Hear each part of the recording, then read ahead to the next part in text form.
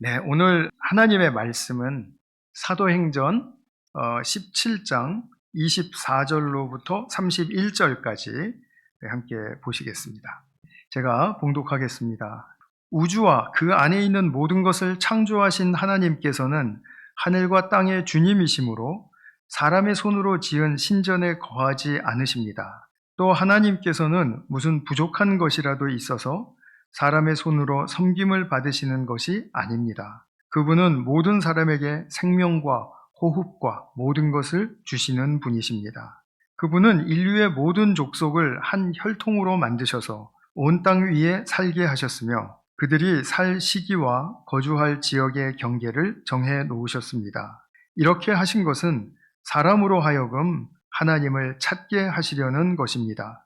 사람이 하나님을 더듬어 찾기만 하면 만날 수 있을 것입니다. 사실 하나님은 우리 각 사람에게서 멀리 떨어져 계시지 않습니다. 여러분의 시인 가운데 어떤 이들도 우리도 하나님의 자녀이다 하고 말한 바와 같이 우리는 하나님 안에서 살고 움직이고 존재하고 있습니다. 그러므로 하나님의 자녀인 우리는 신을 사람의 기술과 고안으로 금이나 은이나 돌에다가 새겨서 만든 것과 같다고 생각해서는 안 됩니다. 하나님께서는 무지했던 시대에는 눈 감아 주셨지만 이제는 어디에서나 모든 사람에게 회개하라고 명하십니다.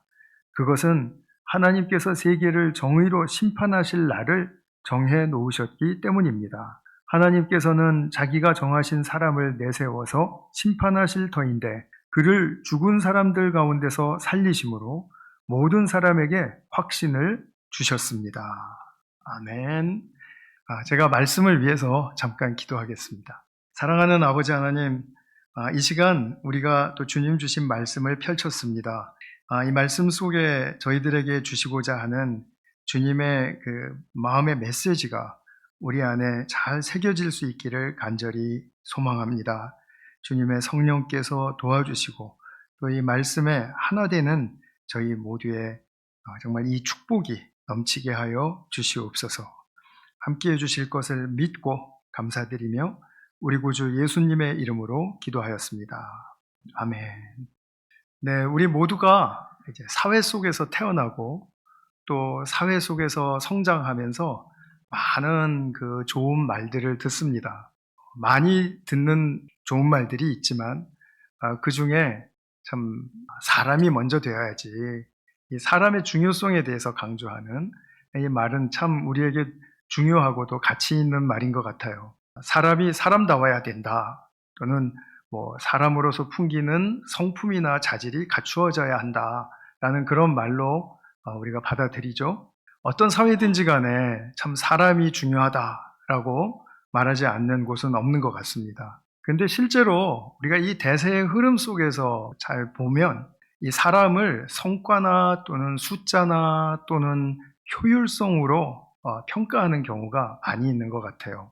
인격과 또 인간 자체가 중요하다 이렇게 말하지만 사람을 하나의 어떤 자원으로 보는 것이죠. 또 이런 그 생각을 하게 되면 좀 변질된다라는 그런 생각을 감출 수가 없습니다. 요즘 또 우리가 듣는 좋은 말 중에 하나가 네 자신이 돼야 돼, 너답게 살아야 돼, 이런 말 많이 듣죠.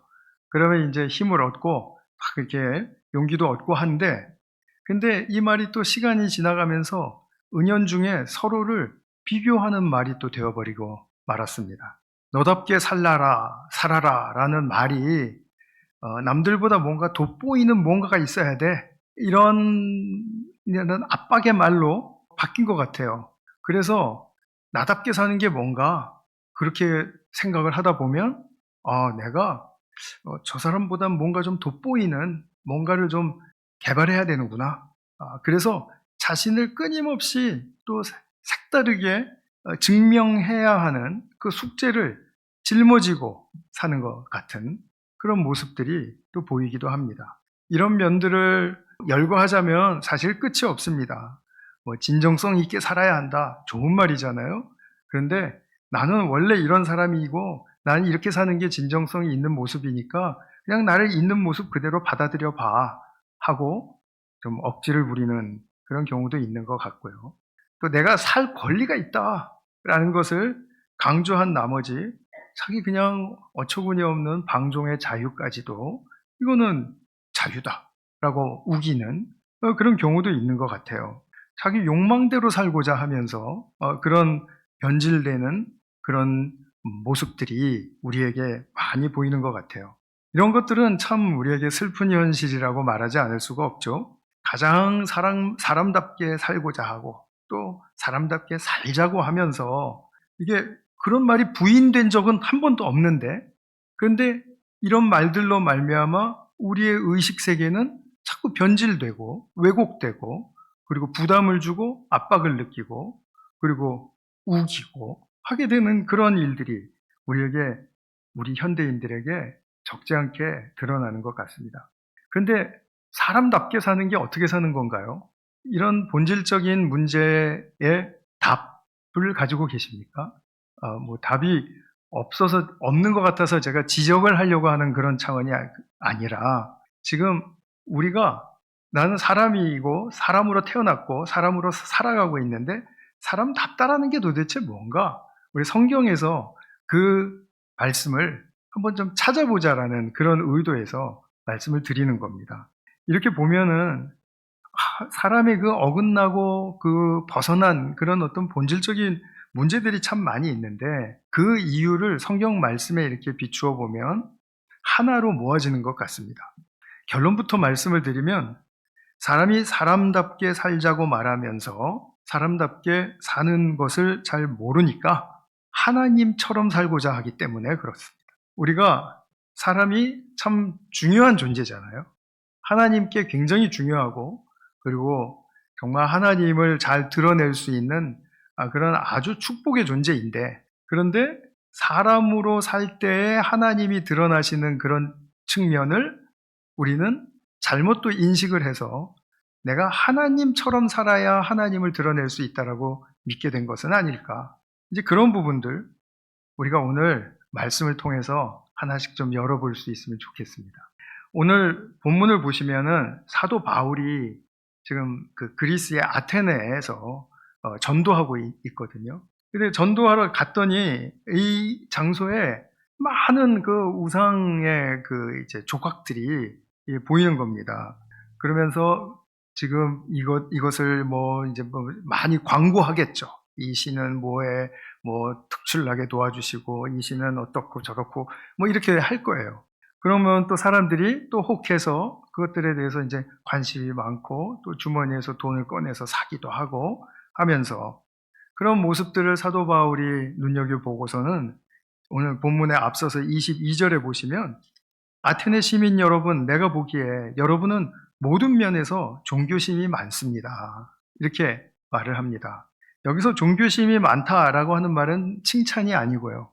여러분들은 참 신에 대한 관심은 많아 보이는데 그 신에 대한 진짜 관심이 도대체 뭡니까?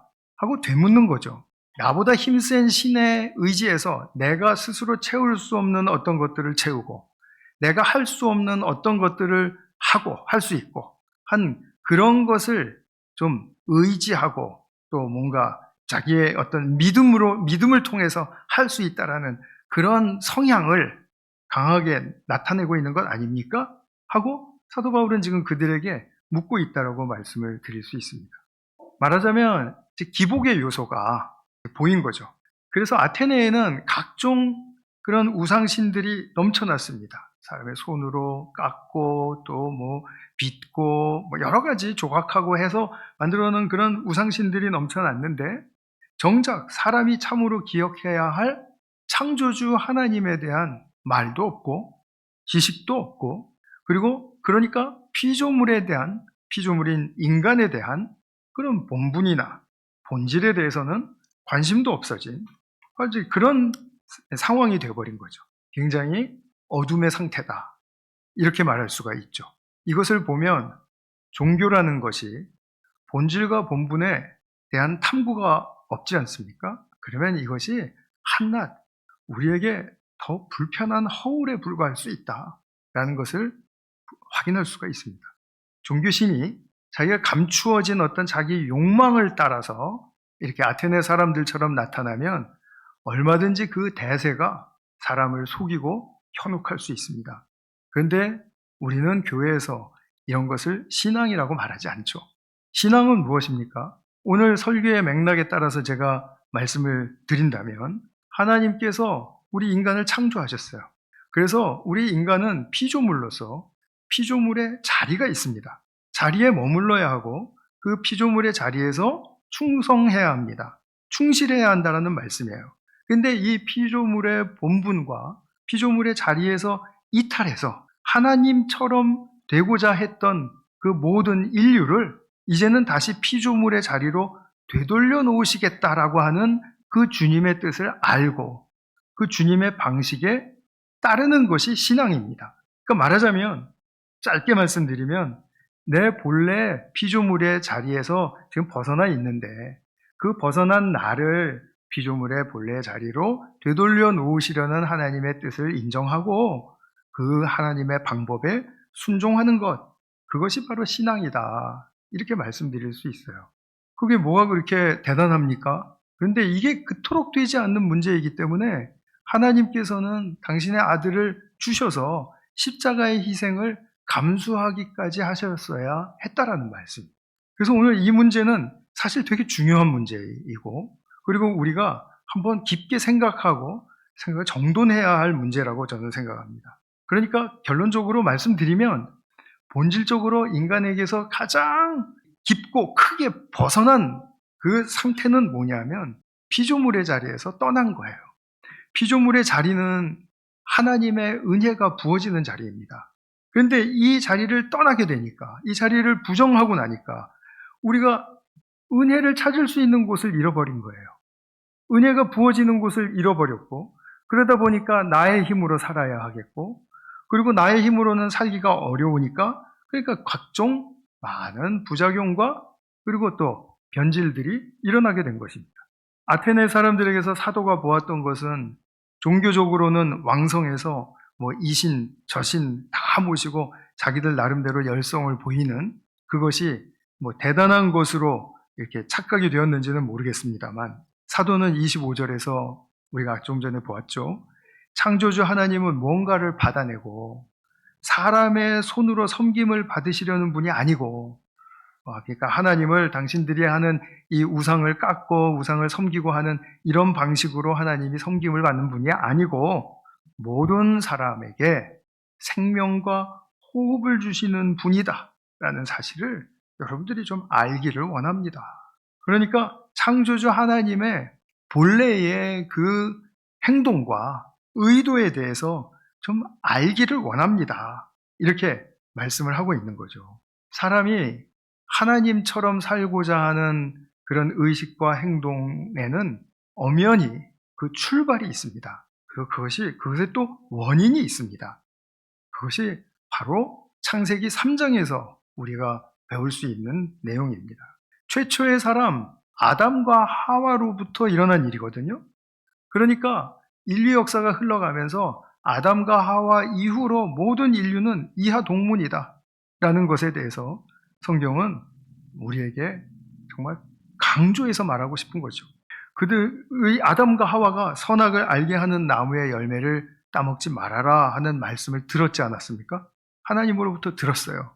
뱀도 들었습니다. 근데 뱀은 이 먹지 말라라고 하는 하나님의 말씀을 이렇게 살짝 사악하게 해석을 했습니다. 그리고 어떻게 얘기했는지 넘어가게, 아담과 하와가 홀딱 넘어가게 말을 했습니다. 너희가 그 나무 열매를 먹으면 너희의 눈이 밝아진다.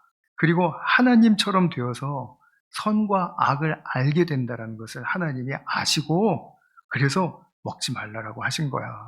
이렇게 굉장히 나이스하게 얘기했을 것 같아요.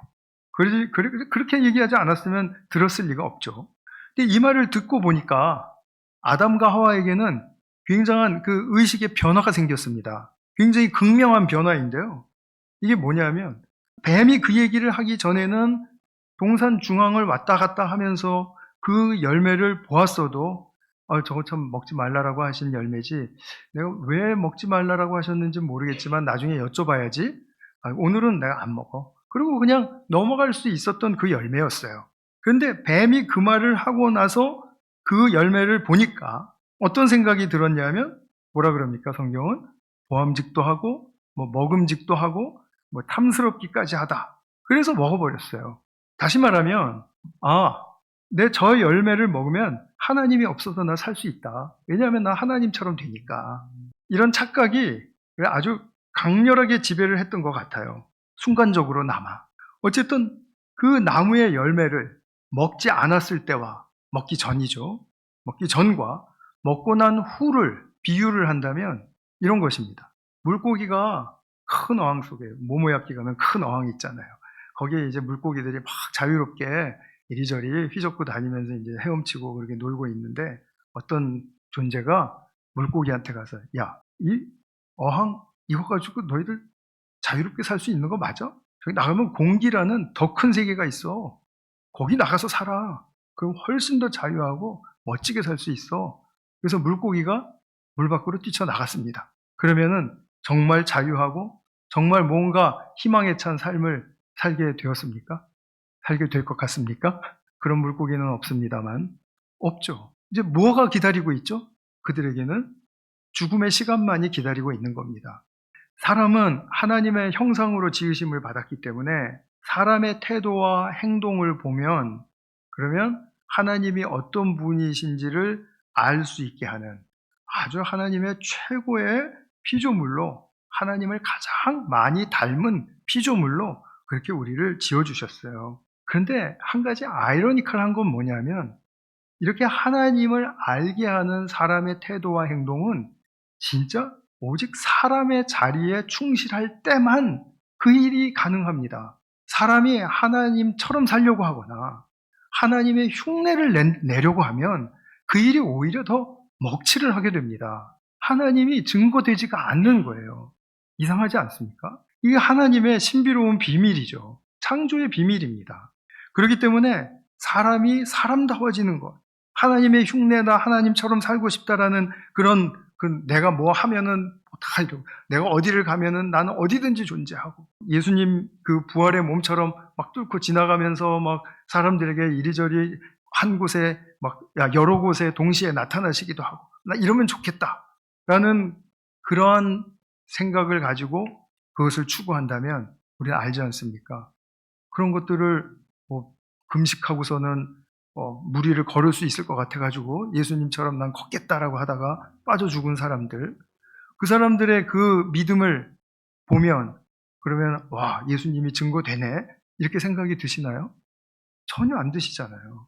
오히려 금식을 하고 기운이 빠져서 정말 자기 몸도 가눌 수 없는 가운데 간절하게 하나님만을 부르는 그 모습 속에, 그 모습 속에서 하나님이 드러나시는 것이지, 우리가 뭔가 하나님처럼 되어서 하나님을 드러낼 수 있다라고 생각하는 것처럼 큰 착각은 없는 것이잖아요. 그래서 아담과 하와가 하나님처럼 되고 싶다는 이 뱀의 말에 현혹되자마자 일어난 현상은 나무의 열매가 자기의 욕망의 대상이 되었다는 겁니다. 이상하죠? 피조물에 자기 자리에 있을 때와는 확연하게 달라진 그런 욕망의 발현이 일어난 겁니다. 그러면서 동시에 들었던 생각은, 제가 조금 전에도 말씀드렸지만, 하나님이 없어도 나는 이것을 가지면 지금 살 수 있어. 나는 그런 착각이 지배하게 된 거죠. 이 욕망은 더 나아가서 난 하나님이 없어도 선과 악을 판단할 수 있어. 나는 하나님이 없어도 내 삶은 충만할 수 있어. 이런 거죠. 그래서 그 욕망의 대상이라는 것은 너무나도 다양하고 너무나도 많습니다. 우리가 그냥 카테고리로 정해서만 말씀을 드려도 재물이 그렇지 않습니까? 재물? 명예는 어떻습니까? 권력은 어떤가요? 왜 그렇게 그냥 권력을 잡으려고 그냥 아우성치고 힘을 다하고 막 별의별 수를 다 쓰고 하는 거죠? 그거 있으면 살 것 같으니까. 인정받는 것, 칭찬받는 것도 그러하고요. 이게 다 욕망의 대상입니다. 내가 이거 가지면, 이거를 내가 지금 이걸로 채워지면 내 만족이 일어날 것 같은 그런 생각으로 삶을 살려고 하는 거죠. 이게 바로 하나님처럼 살려고 할 때 인간에게 일어나는 변질된 모습입니다. 그렇기 때문에 정말 하나님 없어도 내가 이거 채우면 살 수 있지 하는 그런 것들에 대해서 막 가지려고 했는데 갖지 못하고, 성취하려고 했는데 성취하지 못하고, 그리고 또 자기 뜻대로 잘 안 돼요. 조정이 잘 안 돼요. 그러면은 화가 나기도 하고 슬퍼지기도 하고 우울해지기도 하고 무기력해지기도 하고, 이런 부정적인 감정의 지배를 당하게 되는 거죠.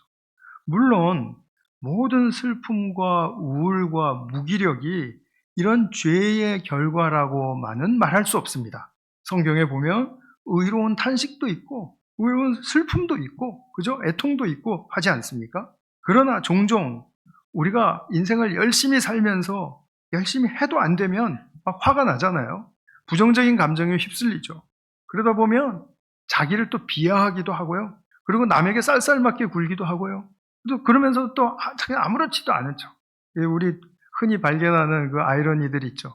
막 화를 내면서 얘기를 해서, 왜 이렇게 화를 내면서 얘기를 해요? 그러면 내가 언제 화를 냈냐고 또 화를 냅니다. 그런 거죠. 그러니까 그런 부분들 보면은 정말 사람에게서는 모순이 그냥 그 자리에서 튀어나오고 보이게 마련인데, 그걸 또 감추려고 살려고, 안 그런 척 하려고 살려고 부단히 애쓰게 되죠. 그리고 자기의 그 피조물이라는 것은 유한한 존재인데, 자신의 유한함을 은혜의 자리로 만들어주시는 하나님의 의도와 역사를 보지 못하니까 거기서 채워지지 않는 자기의 현실은 수치와 결핍인 거예요. 수치와 결핍으로 여기니까, 그러니까 나는 안 되는구나, 해도 안 되는구나, 이건 다른 사람들이 잘못해서 그러는 거구나, 나라가 잘못됐구나, 뭐가 잘못됐구나 하고 탓하거나 비하하거나 하는 그런 아주 안 좋은 습성으로 우리가 빠지게 되는 거죠. 그래서 가장 먼저 우리가 속상하거나 화가 나거나 우울하거나 슬프거나 점검해야 할 그 성찰 1호는, 내가 지금 하나님처럼 살려고 하는 거 아니야? 라고 자신에게 묻는 것입니다. 이 창조주 하나님처럼 살려고 하는 이 의식은 우리 모두에게 무의식적으로 스며 있습니다. 아니라고 말할 수 있는 사람, 분명히 본인은 그렇게 말할 수 있겠죠. 그러나 들어가 보면 아담과 하와가 선악을 알게 하는 나무의 열매를 보고 가졌던 그 느낌과 생각과 의식을 우리가 피해갈 수 없었다라는 사실을 발견하게 됩니다. 그래서 겉으로 보기에는 내가 하나님처럼 살려고 하는 건, 하나님처럼 선하게 살고 하나님처럼 뭔가 도와주면서 살고 하는 그런 많은 변명의 여지들이 있겠지만, 그러나 사실 창조주와 피조물과의 관계 속에서 보면 이것은 굉장히 슬픈 죄에 해당합니다. 예레미야서 2장 13절에 보면 하나님께서 백성들에게 예레미야를 통해서 나의 백성에게는 두 가지 악이 있다, 이렇게 말씀을 하시죠. 첫 번째 악은 무엇이었습니까? 생수의 근원되는 하나님을 버린 것이다, 떠난 것이다. 왜 떠났죠? 그 두 번째 악과 연결이 됩니다. 물이 새는 웅덩이를 파놓았기 때문입니다. 피조물의 자리가 아닌 거예요. 내가 채우면 채울 수 있다라고 믿었던 그 웅덩이, 아지트를 내가 만들어 놓은 겁니다. 그리고 거기다가 내 있는 힘을 다해서 뭔가 자기가 필요하다고 또 좋다고 생각하는 자원들을 부어 놓은 거예요. 부어 놓았는데 그것이, 그 웅덩이가 새는 웅덩이더라는 겁니다. 결코 만족할 수 없고 결코 채워지지 않는 바로 그런 웅덩이더라는 거죠. 하나님이 이것을 보고 너무 슬프신 거예요. 하나님을 떠난 것도 슬프고, 떠난 인간이 자기 자리에서 하나님 없이 뭔가를 채워서 만족하며 살겠다라고 하는 바로 그것이 너무 슬프신 거예요. 그러면 우리는 이제 이 시점에서 진지하게 물어야죠. 우리는 어떻게 피조물의 자리로 돌아갈 수 있습니까? 성경에는 이것에 대한 답이 여러 군데 많이 나와 있습니다. 근데 제게 제일 많이 와닿았던 그 말씀은 시편 8편입니다. 사실은 제가 지난주에 욥기 설교를 드렸는데 욥기도 마찬가지입니다. 욥도 바로 이 부분에 대한 발견이 있었기 때문에 그가 새롭게 하나님 앞에 설 수 있었거든요. 시편 8편은 다윗이 썼는데 다윗이 무엇을 썼습니까? 아까 제가 읽어드린, 예배 시작할 때 읽어드린 그 시편이죠. 사람이 무엇이기에 주님께서 이렇게까지 생각하여 주시며 사람의 아들이 무엇이기에 주님께서 이렇게까지 돌보아 주십니까? 주님께서는 그를 하나님보다 조금 못하게 하시고 그에게 존귀하고 영화로운 왕관을 씌워 주셨습니다. 주님께서 손수 지으신 만물을 다스리게 하시고 그 모든 것을 그의 발 아래, 사람의 발 아래 두셨습니다. 이것이 다윗이 피조물의 자리에 내려갔을 때 그때 발견한 하나님이에요. 하나님이 자기 자신을 또 사람을 그토록 생각해 주시고 그리고 그토록 돌보아 주시더라는 거죠. 그리고 하나님보다 조금 못하게 하셨어요. 그거는 창조주의 그냥 의도세요. 그런데 조금 못하게 지으셨지만 그를 매우 존귀하고 영화로운 존재로 세워주셨다라는 겁니다. 내가 피조물로서 피조물의 자리에서 발견하는 그 하나님의 정직한 의도와 행동은 바로 이것입니다. 나를 어떻게 이렇게까지 생각해 주십니까? 이렇게까지 돌봐 주십니까? 나를 어떻게 이렇게 존귀하게 여겨 주십니까? 아마도 피조물의 자리에서 벗어난 상태에서 저의 지금 이 말씀을 듣는다면 거짓말이라고 생각하실 수도 있어요. 웃기지 말아라. 내가 하나님께 얼마나 달라붙어도 왔는지 아느냐. 그렇게 물어보실 수 있어요. 저는 그런 분들을 비난할 생각 전혀 없습니다. 1도 없습니다. 왜냐하면 저도 그래 봤고 그럴 수 있는 소지가 다분한 사람이거든요. 그런데 아까 우리 성가대 찬양 속에서 주님의 음성이 들릴 때 내가 힘을 얻고 새로워진다라는 그런 비슷한 가사의 내용이 있었죠. 주님의 음성이 들리는 그 자리, 피조물의 자리입니다. 그 자리에서 정말 주님의 말씀 한마디가 나를 얼마나 존귀하게 여겨주시는지 그것을 발견하는 그런 경험이 우리 인간 모두에게는 공평하게 열려 있습니다. 단지 우리가 나의 욕망과 뒤범벅이가 되어가지고 그냥 하나님 빨리 이거 다 해주세요. 날 존귀하게 하는 것을 날 경험하게 해주세요. 그러면 내가 피조물의 자리에서 충실할 수 있을 거 아닙니까? 하는 그런 조건부식으로 그렇게 하나님께 나가는 게 아니고 우리는 바로 그런 하나님을 일면 발견한다면 그러면 정말 하나님에 대한 인식과 나에 대한 인식이 또 달라지는 것입니다. 이것을 우리에게 또 너무나도 극명하게 잘 보여주신 분이 예수님이십니다. 빌립보서 2장 5절에서 11절까지 제가 다 읽지는 않겠습니다만 여러분 이거 너무 유명한 예수님의 찬양시 아시죠? 내용이 이렇습니다. 예수님은 원래 하나님의 본체이시다. 하나님이시다 이거예요.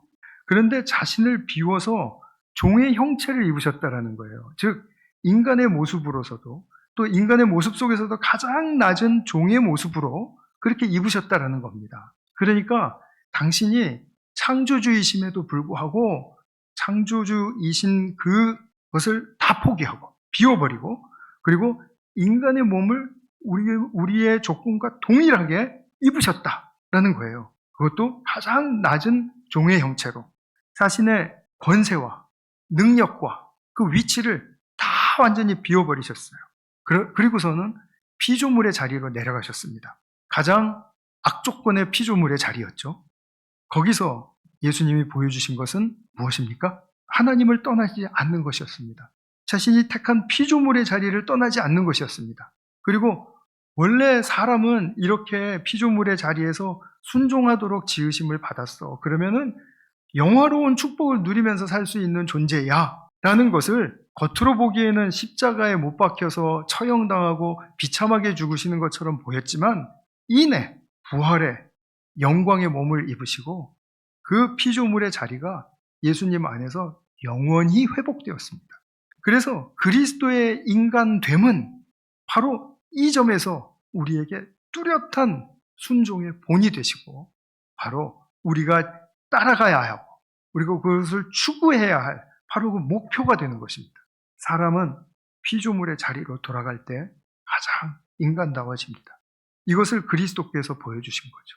우리가 돌아가야 할 최우선의 자리는 하나님께서 가장 깊고 친밀한 사귐을 누리게 하시는 그 참 인간의 자리입니다. 이 자리로 돌아가는 것, 이것이 바로 회개입니다. 회개는 방향을 바꾼다라는 뜻이 있다 그랬죠? 그래서 내가 벗어났던, 내가 떠났던 그 피조물의 자리로 다시 방향을 잡고 돌아가는 것.